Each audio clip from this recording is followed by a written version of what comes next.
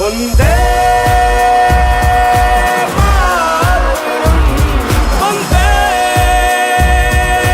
मातरम, वंदे मातरम, वंदे मातरम।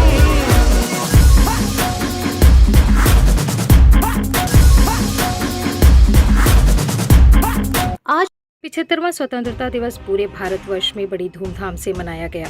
इसी कड़ी में राजधानी लखनऊ के जाने माने omni health house neuro psychiatric centre में झंडारोहण का कार्यक्रम हर वर्ष की भांति इस वर्ष भी संस्था के महाप्रबंधक डॉक्टर आर.के. ठुकराल एवं संस्था की निदेशक डॉक्टर प्रतिभा ठुकराल की मौजूदगी में बड़े हर्ष और उल्लास के साथ कार्यक्रम को सफल किया गया। इस बार डॉक्टर आर.के. ठुकराल द्वारा संस्था में एक नया प्रयोग किया गया। संस्था की मैनेजर ऋषि खन्ना को रोल रिवर्सल के रूप में झंडारोहण एवं राष्ट्रगान उनके द्वारा कराया गया। उसके बाद संस्था के डायरेक्टर डॉक्टर प्रतिभा ठुकराल ने 75वें स्वतंत्रता दिवस की बधाई देते हुए अपने मरीजों एवं कर्मचारियों को संबोधित किया। पहली चीज जो बोलना चाहती हूँ, क्योंकि हम लोग अभी स्वतंत्रता दिवस पे बैठे हुए हैं और हम सब जानते हैं कि स्वतंत्रता हम लोगों को अंग्रेजों से बहुत सारे हमारे नेताओं ने दिलाई, लेकिन उसमें सबसे ऊपर नाम महात्मा गांधी जी का आता है।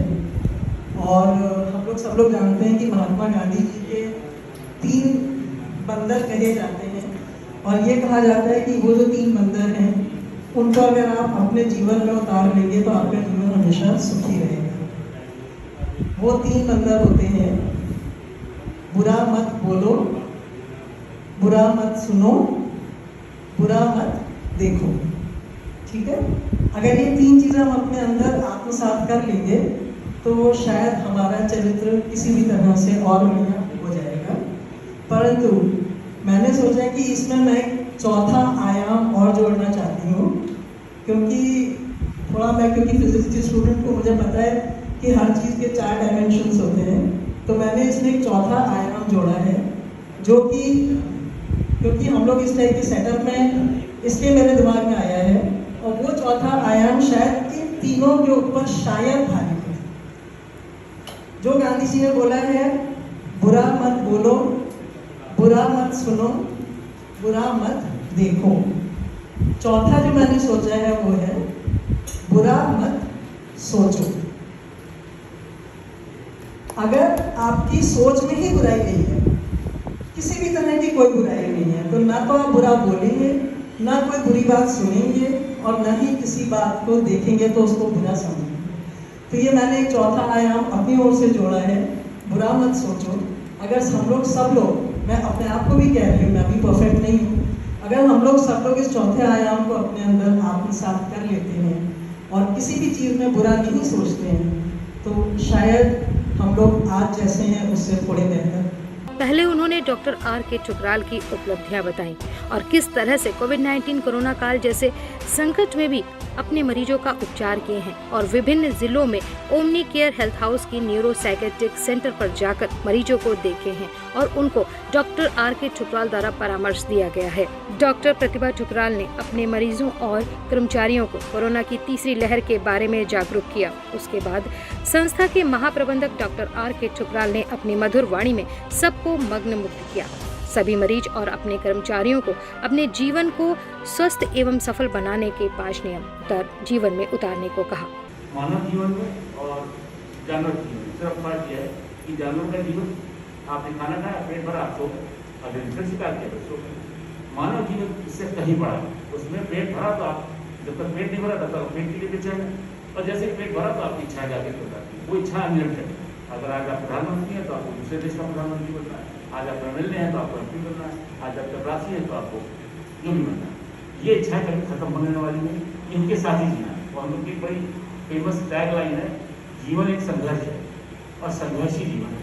यानी आपका जीवन पूरा संघर्षी है, आप कुछ ही कर रहे हैं। आप 80 साल के बजाय तभी आपके मन में चल रहा होगा कि बैंक में अकाउंट कैसे बढ़ जाए, या यहाँ पे कैसे अकाउंट बढ़ जाए, या आपकी प्रॉपर्टी कर रहा है। आदमी के अंत दिन तक यही चल रहा है। चलो इस सफर को आसानी से गुजारा जाए, कि करना तो यही सभी को प्रॉपर्टी इकट्ठी कर दी है, सबको अरे कुछ हो गया 1% लोग भगवान के सारे जीवन जीते हैं, भगवान के चरणों में विलीन हो जाते हैं।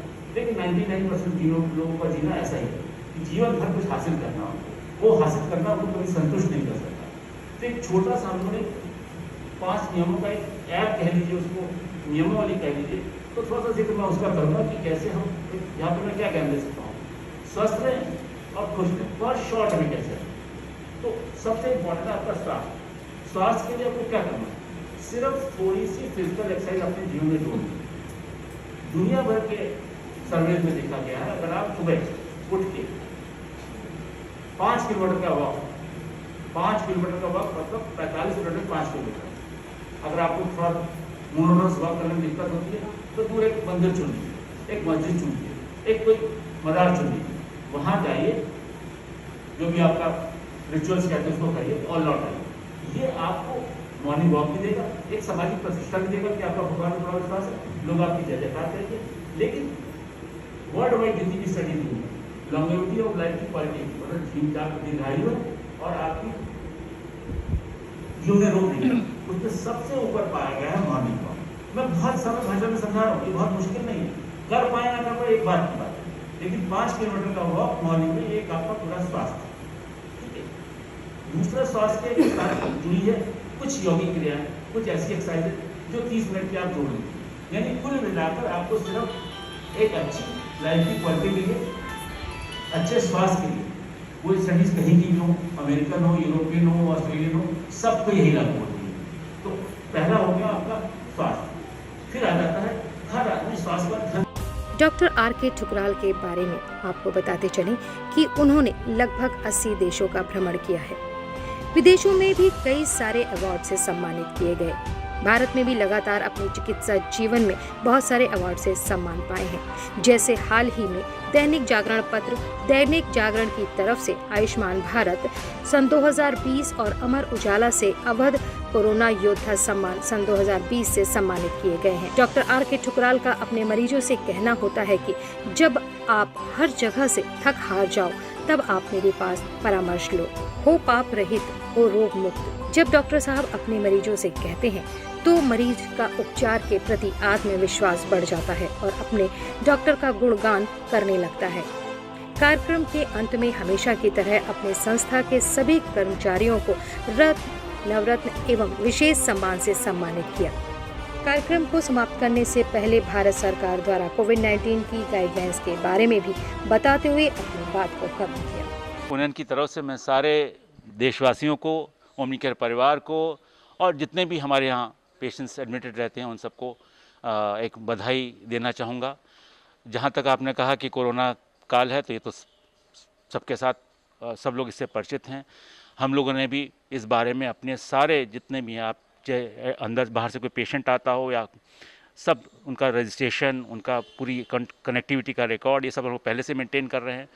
आज के प्रोग्राम में भी क्योंकि ये सब यहाँ के सदस्य थे ओमनी केयर परिवार के और हमारे मीडिया कर्मी थे साथ में और पेशेंट्स थे, तो वो जो भी वो उसके प्रोटोकॉल्स होते हैं उसके बारे में स्पेसिफिकली जब मैंने स्पीच अपनी स्टार्ट करी तब भी कोविड के सबसे पहले जिक्र किया कि सबसे पहले तो ये चीज़ है कि कोविड की महामारी के लिए जो भी निर्देश हम लोग को मिले हैं, जो भी गाइडलाइंस हम लोग को उच्च मानकों की मिली है, चाहे WHO से मिली हों और चाहे विश्व स्तरीय मिली हों, चाहे वो थोड़ी सी ऑफिशियल ना हो, लेकिन अगर उसमें कोई वैसा है तो एटलीस्ट जो वास्तविक हैं उनके बारे में बता दिया जाए। और जो चल रही हैं, जो उनके बारे में लोग कई बार पूछते हैं ना, ये वैक्सीन आई है या टेबलेट आई है, तो जितनी जानकारी हम लोग को होती है हम लोग उसके बारे में एक इन्फॉर्मेशन ज़रूर देते हैं कि पेशेंट हमसे एक्सपेक्ट करता है।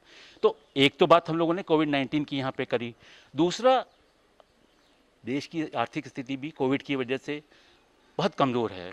मैं देख रहा हूँ पेशेंट्स का उसमें जो उनका पहले स्तर रहता था उस स्तर में वो ट्रीटमेंट लेने के लिए एक तो या तो निकल नहीं पाते हैं या आते हैं तो उनके पास उनकी आर्थिक स्थिति बहुत अच्छी नहीं है। तो मैंने देखा इस बीच चाहे पेशेंट कोई भी आओ, हमने कोशिश ये करी कि मेडिसिन अगर उसके पास पैसे नहीं है तो भैया रख लो, तुम्हारे पास जब पैसे हो तब देना, फीस नहीं है तो कोई बात नहीं, तुम बाद में देना। क्योंकि ऐसा नहीं कि ये सब चीज़ें मतलब मैंने अपने लेवल पे करी हैं, ये सब चीज़ें इस समय सामाजिक ज़रूरत है, तो जितना हो पा रहा है उतना कर पा रहे हैं।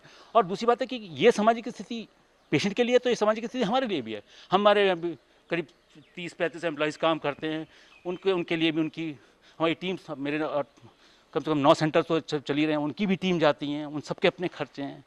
तो रियली मैं बता रहा हूँ बहुत ही इतना मतलब इतनी परेशानी की स्थिति सबके साथ होगी, उस दौर से हम भी गुजर रहे हैं। लेकिन यह है कि यहाँ अपना जितने भी इन लोग का उत्साह बढ़ाते रहते हैं कि भैया ठीक है, अरे अगस्त नहीं, सितंबर नहीं, अक्टूबर नहीं, नवंबर, कभी तो स्थिति अंत होगी। ये रोज़ मुझे कहना पड़ता है, अपने कर्मचारियों को भी कहना पड़ता है, खुद को भी समझाना पड़ता है, और बाकी जो लोग भी कनेक्टिविटी में आते हैं उनको भी। और एक कोशिश और ये रहती है कि जब भी कोई पेशेंट आता है, अगर उसने मास्क नहीं पहना है तो मैं लिटरली आधे घंटे उसकी क्लास लेता हूँ कि भैया ये तो अब सरकार कितनी जिम्मेदारी लेगा, ये जिम्मेदारी तो तुम्हारी है, ये जिम्मेदारी तुम्हारी इसलिए है कि तुम ही यहाँ से संदेश लेकर जाओगे, 10 लोग और बताओगे, तो एटलीस्ट वो लोग मास्क पहनना शुरू करेंगे। यानी जो कुछ भी यहाँ पे संभव है वो हमारे हर कर्मचारी, आप देख लीजिए, आप आकर घुस के देखिए हमारे यहाँ कितना मुश्किल है, पूरा सब कुछ प्रोटोकॉल, सैनिटाइज, चाहे कागज़ आ रहा हो चाहे पेपर, अपने अल्ट्रावायलेट सैनिटाइज़र भी लगा रखे हैं यहाँ पे, और सब वो प्रोटोकॉल पकड़े हैं। इसके बाद आ जाती है बात कि और स्वतंत्रता दिवस पे जो सारे संदेश मैं दे सकता था, चाहे वो अनुशासन हो, चाहे वो एक तरह से उत्साह बढ़ाना हो, चाहे वो मोटिवेशन हो, कैसे अपने आप को मोटिवेटेड रखना आजकल के एटमॉस्फेयर में, सारे संदेश मैंने, लेकिन फिर भी मैंने पूरा जितना भी समय था मैं चाह रहा था और सब बातें करूं। तो मेरा संदेश वैसे यही है कि कोविड की महामारी में सबकी मदद करें, कोविड से अपने आप को बचाए रखें, ना किसी से लें ना किसी को दें। और थर्ड, उत्साह के लिए जितनी भी हमारा तो या जो संस्था है इसका एक तरह से वो कह लीजिए कि उद्देश्य है कि खाली मानसिक स्वास्थ्य को बढ़ाकर बीमारी को ठीक करो। मानसिक स्वास्थ्य अगर यहाँ का खराब होगा तो काम में मन नहीं लगेगा, यहाँ का खराब तो पेट नहीं ठीक होगा। 80% बीमारियाँ साइकोसोमैटिक हैं, ये विश्व जानता है, और पूरा विश्व जानता है कि अगर मानसिक स्वास्थ्य ठीक है तो ना तो कोई रोग होगा और ना भविष्य में कोई रोग होगा। 5% लोग स्वस्थ, 15% लोग कुदरती रूप से बीमार, 80% लोग साइकोसोमैटिक इलनेसेस से, जो अल्टीमेटली मेजर इलनेसेस में कन्वर्ट हो जाती है। यानी कुल मिलाकर उलझन, घबराहट, तनाव, उदासी ही हर रोग का मूल कारण है। जो हमने कहा कि अगर शुरू से ठीक रखेंगे, वो इस दौरान, कोरोना के दौरान थोड़ा बढ़ गया है, तो इम्यूनिटी बढ़ानी है तो भी यही करना होगा, रोगों से बचना है तो भी यही करना होगा। तो मेरा आखिरी संदेश तो यही था कि अपने मानसिक स्वास्थ्य को अच्छा रखें। वंदे मातरम।